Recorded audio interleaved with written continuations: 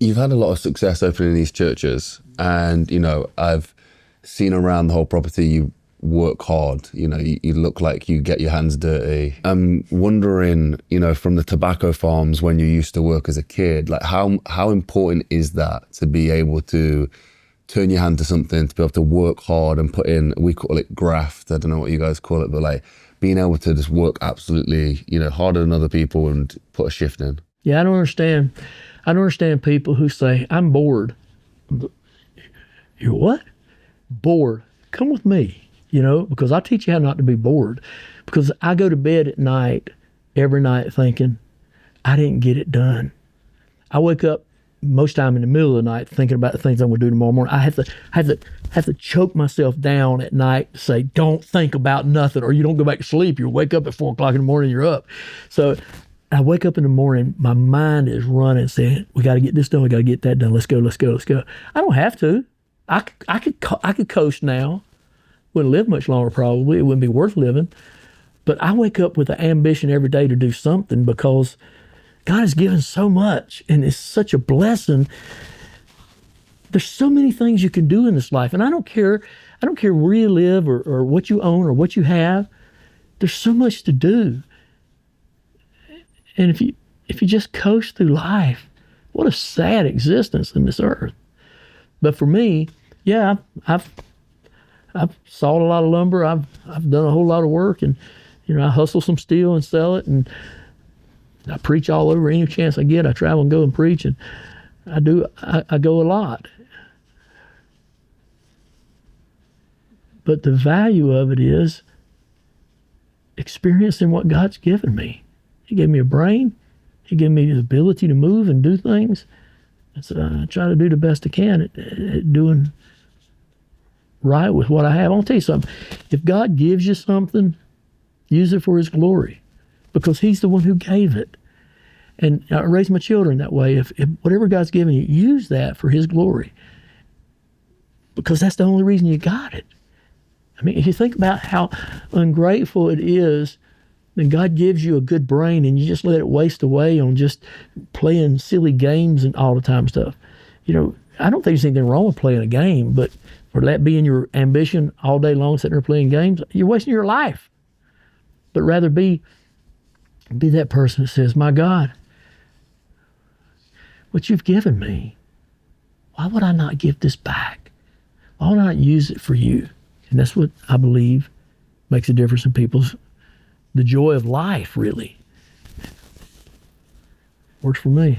The cowboy element of it, that is something I think that a lot of people, especially seeing your social media page, are mesmerized by. It's a very tough, man's man kind of thing, this cowboy, and then to combine that with the church pastor as well is, I don't know, it works really well. How would you describe the cowboy side of it? What is that element to Jeff? Like, what does that make up of you? So, when we say cowboy church, it's really not about a cowboy, it's about a carpenter, Jesus Christ. But the reality is, we're just like any other church in so many ways. Some churches, they'll build a gymnasium, and that's what they do to draw people in. Other churches will build a ball field. We'll build a rodeo arena of some sort. Our games are with the horses and playing around with that kind of thing. Our cowboy church is 75% of the people that come to our cowboy church are not cowboys.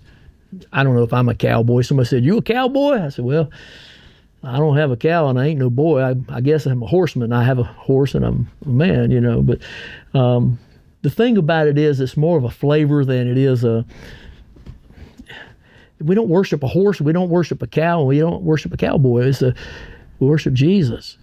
But it's just a different flavor, Most of the guys that come to our church, and by the way, I had a girl call one time. She says, I'm a barrel racer, a cowgirl. Can I come? No, it's not a cowboy church like it's just for guys. It's not just for cowboys. It's for anybody. It's like when you go to Longhorn Steakhouse. You have to be a cowboy to go there? No. It's just a flavor. And so, but the thing about cowboy church is, and ours especially, is We have very, very strong men's ministry. Men's ministry is important to us. We believe that it's one of the most important things we do in church. Here's the thing. If the wife comes to church, the children will come to church. There's a good chance the man won't. If the man comes to church, the wife's coming to church, the children's coming to church. Almost every time.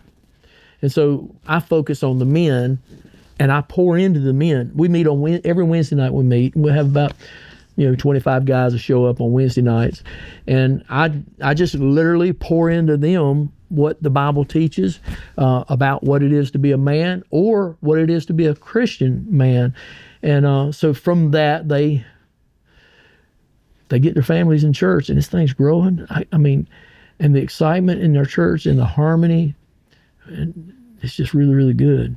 It's good. And we had a work day out. We call our guys together for work day. They drop everything and they come and they work like slaves out there, and they just work to make things happen. And I'm so proud of our men. It's really a great ministry. But it's not just Cowboy Church that calls us that. It is a focus. Any church can focus on it. And the thing about it is if a church is not focusing on what the Bible teaches, it don't matter what flavor they are, they're wrong. And that's a big issue now, is if we can just get down to what the Bible actually teaches. Because most people don't know what the Bible teaches. Because most people, too many ministries out there is talking all opinions and all that stuff. But when you step down and read the Bible, just read what it says, you see a whole new understanding of what Christianity is all about. That's what got me. When Steve started telling me about what the Bible actually says, it says that? He said, yeah, God loves you. I didn't get that part. So, yeah. But Cowboy Church, what it did back when we first started 20 years ago, Cowboy Church was completely different in that you didn't wear suits and ties. You could wear your boots or your jeans, or you can wear your hat in church. I preach with my hat on, take it off to pray, But Cowboy Church back then was quite different because you didn't have to dress. We didn't care how you dressed. We preferred you didn't wear a suit because all the other churches didn't wear suits back then. Won't care.